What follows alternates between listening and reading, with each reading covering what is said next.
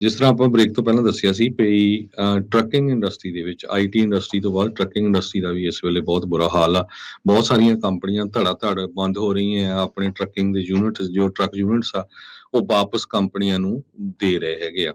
ਇਸੇ ਤਰ੍ਹਾਂ ਇੱਕ ਖਬਰ ਆ ਰਹੀ ਆ ਵੀ ਕੋਮਰੈਕਸਿਨ ਕਾਰਪੋਰੇਸ਼ਨ ਜੋ ਵਿਲਾ ਪਾਰਕ ਇਲੀਨੋਇਸ ਦੇ ਵਿੱਚ ਹੈਗੀ ਆ, ਉਹਨਾਂ ਨੇ ਆਪਣੀ ਕੰਪਨੀ ਸ਼ਟ ਡਾਊਨ ਕਰ ਦਿੱਤੀ। ਬਹੁਤ ਸਾਰੇ ਜਿਹੜੇ ਟੀਮ ਡਰਾਈਵਰ ਸੀਗੇ ਉਹ ਵੱਖ-ਵੱਖ ਏਰੀਏ 'ਚ ਗਏ ਸੀ। 3-3 ਦਿਨ ਫਸੇ ਰਹੇ ਤੇ ਉਹਨਾਂ ਕੋਲ ਪੈਸੇ ਵੀ ਨਹੀਂ ਸੀ। ਇੱਕ ਟਰੱਕਰ ਐਮਰਜੈਂਸੀ ਅਸਿਸਟੈਂਟ ਰਿਸਪੌਂਡਰਸ ਹੈਗੇ ਆ, ਉਹ ਨੋਨ ਪ੍ਰੋਫਿਟ ਆਰਗੇਨਾਈਜੇਸ਼ਨ ਕਰਕੇ ਉਹਨਾਂ ਨੇ ਉਹਨਾਂ ਦੀ ਹੈਲਪ ਕੀਤੀ ਤਾਂ ਕਿ ਉਹ ਆਪਣੇ ਜਿਹੜੀ ਆ ਲੋਕੇਸ਼ਨ ਆ ਉੱਥੇ ਪਹੁੰਚ ਸਕਣ। ਸਾਰਿਆਂ ਨੂੰ ਪਤਾ ਹੀ ਆ ਜੋ ਲੌਂਗ ਹਾਲ ਤੇ ਜਾਂਦੇ ਆ, ਕੋਈ ਕਿਤੇ ਹੁੰਦਾ ਕੋਈ ਕਿਤੇ ਹੁੰਦਾ। ਸੋ ਸਾਰੇ ਸੰਬੰਧ ਦੇ ਵਿੱਚ ਜਦੋਂ ਕੰਪਨੀ ਨੂੰ ਵੀ ਕੰਟੈਕਟ ਕੀਤਾ ਗਿਆ, ਉਹ ਕਹਿੰਦੇ ਵੀ ਬਹੁਤੇ 1099 ਸਾਡੇ ਡਰਾਈਵਰ ਕੰਟਰੈਕਟਰ ਸੀਗੇ ਤੇ ਹੁਣ ਸਾਡਾ ਬਿਜ਼ਨਸ ਜਿਹੜਾ ਆ ਉਹ ਆਊਟ ਹੋ ਗਿਆ।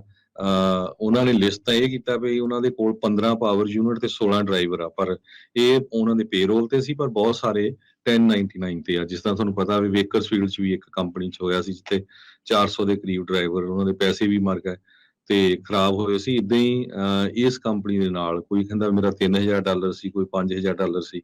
ਤੇ ਜਦੋਂ ਕੰਪਨੀ ਨੂੰ ਕੰਟੈਕਟ ਕੀਤਾ ਗਿਆ, ਉਹ ਕਹਿੰਦੇ ਵੀ ਅਸੀਂ ਜਿਹੜੇ ਇੰਨਾ ਜ਼ਿਆਦਾ ਡਾਊਨ ਕੰਮ ਹੋ ਗਿਆ, ਉਹਦੇ ਕਰਕੇ ਸਾਡੇ ਜਿਹੜੇ ਟਰੱਕ ਆ ਉਹ ਵੀ ਬੈਂਕਾਂ ਨੂੰ ਵਾਪਸ ਚਲੇ ਗਏ ਹੈਗੇ ਆ ਤੇ ਅਸੀਂ ਇਸ ਨੂੰ ਹੁਣ ਸ਼ਟ ਡਾਊਨ ਕਰਨ ਜਾ ਰਹੇ ਹੈਗੇ ਆ।